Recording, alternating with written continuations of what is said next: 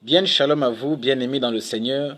Je suis le prédicateur Dan Ekwagé, comme vous le savez. Et ce soir, j'aimerais partager avec vous un passage de la Bible, de pourquoi les prêtres aujourd'hui, les évêques aujourd'hui, et même le pape ne se marient pas.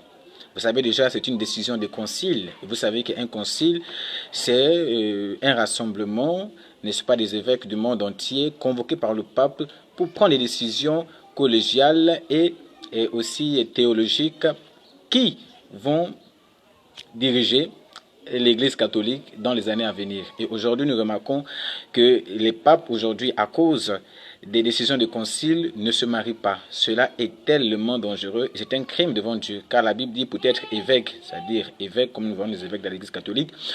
Un évêque doit, premièrement, avoir une femme et avoir des enfants qui ne sont accusés ni de débauche, ni, n'est-ce pas, des désordres sexuels, ainsi de suite. Donc, nous comprenons par là qu'un évêque doit avoir des enfants et doit être marié. Mais aujourd'hui, tous les évêques de l'Église catholique et même le pape qui se dit successeur de Pierre, or Pierre lui-même était marié, il avait une femme et la Bible dit qu'il avait aussi une belle-mère. Donc, nous comprenons que Pierre était marié, certainement il avait des enfants, et tous les évêques de la Bible étaient mariés.